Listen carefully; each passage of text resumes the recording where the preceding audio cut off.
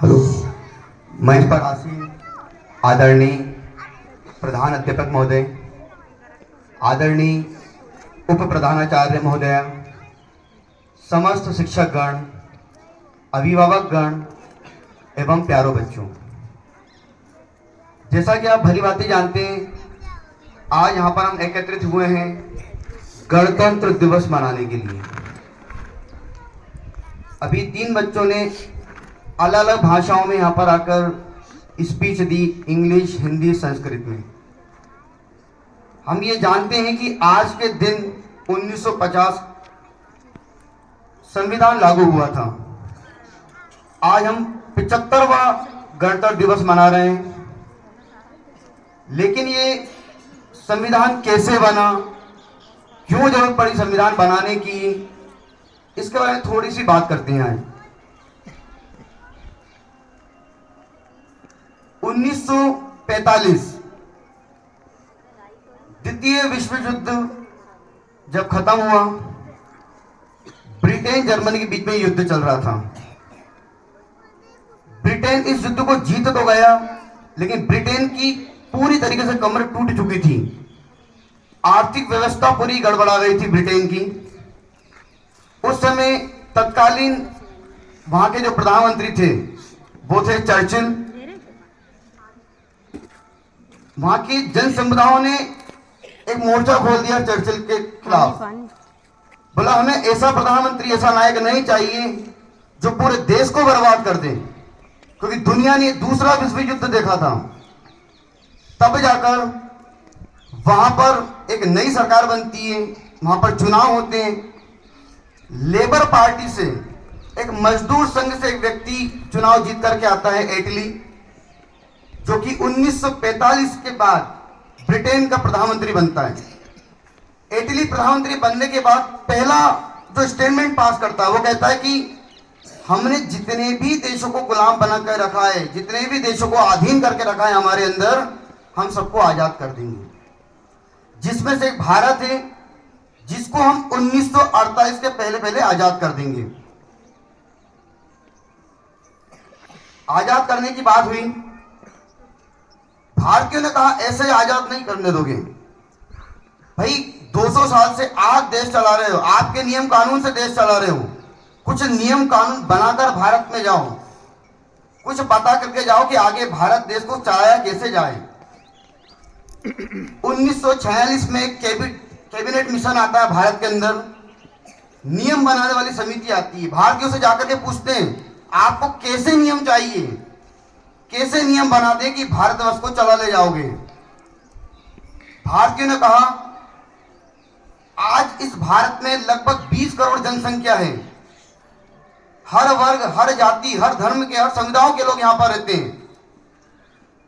कोई एक व्यक्ति या कोई 3 व्यक्ति नियम बना दे, इससे भारत नहीं चलेगा। भारत के हर एक व्यक्ति से पूछना होगा कि कैसे भारत में नियम बनाए जाए। अब क्योंकि हर व्यक्ति से पूछ कर नहीं जा सकते थे, इसलिए कुछ लोगों को हर राज्य से, हर वर्ग, हर जाति, हर धर्म, हर समुदाय से चुन करके लेकर आए, उनका चुनाव कराया।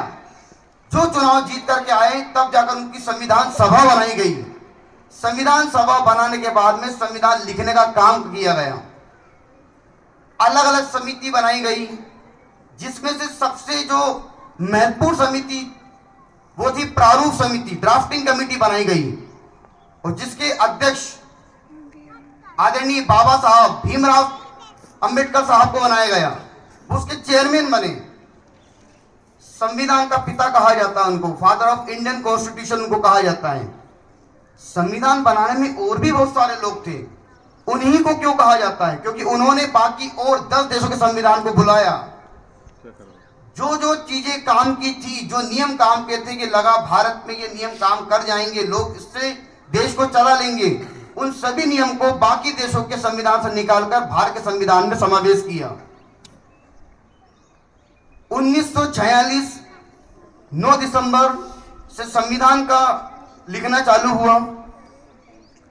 संविधान के जो अध्यक्ष बनाए गए, डॉक्टर राजेंद्र प्रसाद को अध्यक्ष बनाया।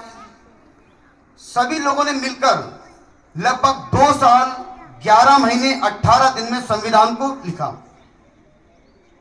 26 नवंबर 1949 को संविधान बनकर तैयार हो गया था। उसी दिन उस संविधान को लागू करना था।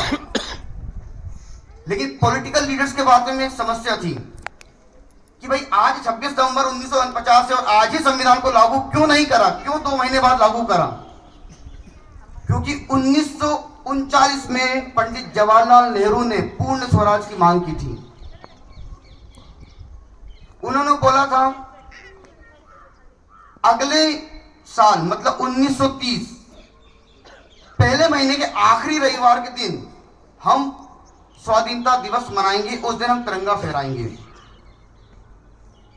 चौथा रविवार आया 26 जनवरी 1930 के दिन।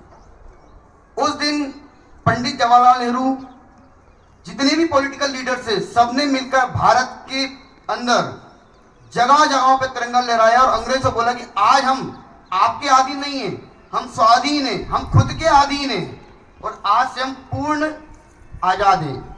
आजादी मिली नहीं थी लेकिन लोगों ने मान ली थी, त्रस्त हो चुके थे पिछले 200 सालों से।